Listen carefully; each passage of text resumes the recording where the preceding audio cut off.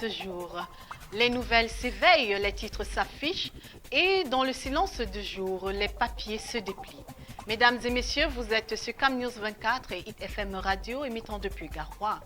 Et comme toujours, c'est avec Ghislain Cougan que nous allons découvrir ce que nous réserve l'actualité de ce jour dans cette nouvelle édition de la revue de presse. Ghislain. Démarrons par Challenge Hebdo à la une. Évaluation des performances, 600 km de route livrés en 2025. Une session du comité interministériel d'examen des programmes inscrit dans le cadre de la SDN 30 en conclave à Yaoundé, page 7 pour plus de précision. Violation des directives, un sous-préfet marche sur les instructions du MINAT. Des contributions exigées aux chefferies traditionnelles pour l'organisation des festivités de la fête de l'unité, page 2 de Challenge Hebdo. Recherche scientifique, la grève des chercheurs en détresse bat son plein.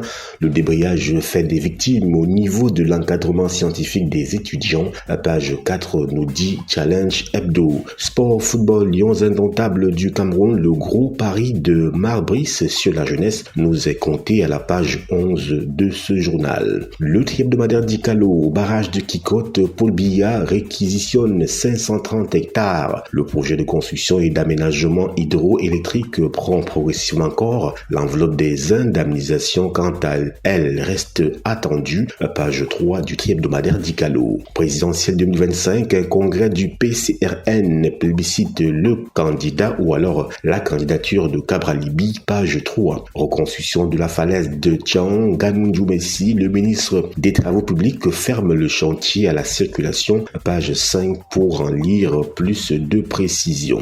Mise en demeure de payer, deux sociétés réclament plus de 900 millions de francs CFA à la Fédération camerounaise de football. Le tri-hebdomadaire d'Icalo nous dit tout à la page 11 de ce numéro. Le quotidien L'économie, règlement des différents commerciaux, l'OMC, un organisme au pouvoir limité. Gonzi Okonjo Iweala, directrice générale de cette organisation, séjourne en ce moment au Cameroun dans un contexte où l'administration Trump a revu à la hausse les taxes douanières avec plusieurs États. Le sujet sera sans doute au menu des travaux de la 14e conférence ministérielle de l'OMC que va abriter le Cameroun, page 3 du quotidien L'économie. Toujours avec le quotidien L'économie, transport urbain, de nouveaux projets en vue pour décongestionner Yaoundé, nous dit-on. Élection à la BAD, le probable vote électronique en débat, page 6.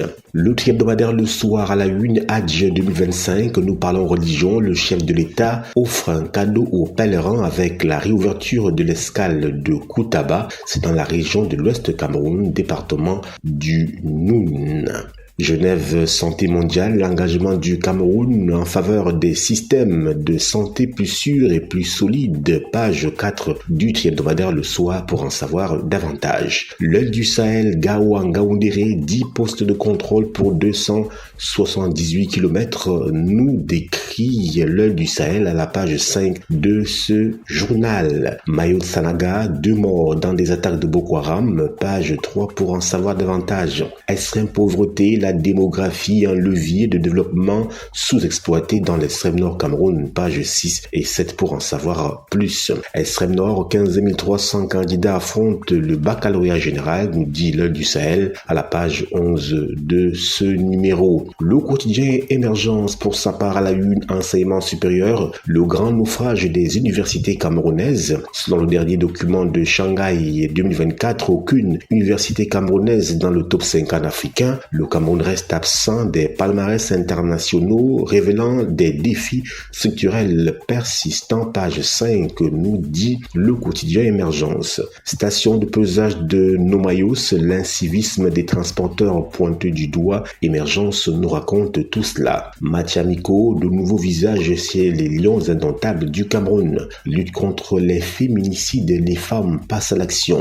Extrême Nord, un prêt de la BAD de 89 milliards de francs CFA pour booster l'entrepreneuriat et l'emploi, page 7 du quotidien Émergence. Cameroun Tribune, 14e conférence ministérielle de l'OMC à Yaoundé, s'est validée en visite de travail au Cameroun. Le directeur général de l'Organisation mondiale du commerce, Gozi Okonjo-Iweala, a signé hier avec le gouvernement camerounais l'accord cadre et le cahier de charges lié à l'organisation de la rencontre prévue en mars 2026. C'était en présence du Premier ministre, chef du gouvernement, Joseph Diangote, pages 3 et 4 du quotidien bilingue à capitaux publics Cameroun Tribune. Période de FIFA de juin, les Lions en mode light. Le sélectionneur national Marc Boïs a choisi de se passer de la majorité de ses cadres pour les matchs amicaux prévus au Maroc le 6 juin contre l'Ouganda et le 9 juin face à la Guinée équatoriale, pages 30 et 31 du quotidien Cameroun Tribune.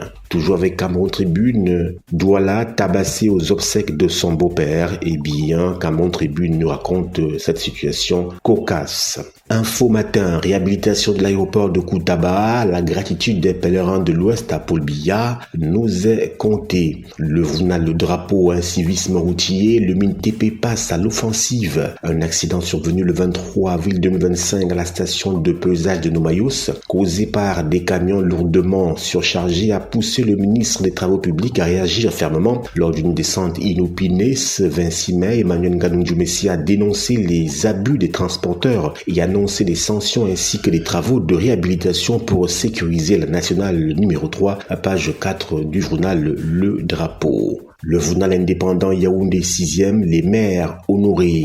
Moment de piété, de communion et de partage entre Jacques Yoki Onana et le demi-millier de mamans ayant répondu à l'invitation de l'édile de la commune d'arrondissement de Yaoundé 6e lors d'une messe d'action de grâce en leur honneur à son domicile le 25 mai dernier, pages 2 et 3 du journal L'Indépendant. L'info à chaud à la une après plus de 2 semaines d'attente de l'envoi en prison du présumé assassin de bébé Matisse. Les populations manifestent devant le commissariat à la page 11 du journal L'info à chaud. Toujours avec l'info à chaud, activité politique, un ancien ministre dénonce les manquements du ministre de la Santé publique à la page 12. Pendant les 5 mois d'absence du ministre d'État, ministre de la Justice Laurent Esso, le ministre délégué Jean de Dieu Momo se targue d'avoir su garder la maison, page 10 du journal L'Info à chaud. Mutation à la une présidentielle 2025 comme un feu vert. Cabral Libi investi candidat par le Parti camerounais pour la réconciliation nationale PCRN à l'issue d'un congrès autorisé par une autorité administrative. Classé 3e en 2018, l'actuel député se dit ouvert à une candidature consensuelle et croit en ses chances de victoire. Page 7 du quotidien Mutation.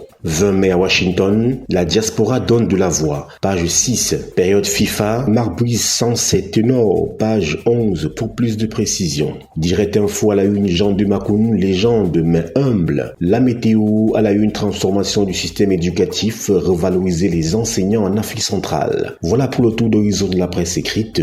C'est à vous. Merci à toi, Ghislain, pour ce flot d'informations qui porte à la vertu. Mesdames et messieurs, merci pour votre attention, merci de nous avoir suivis et surtout, restez en compagnie de nos programmes. Au revoir.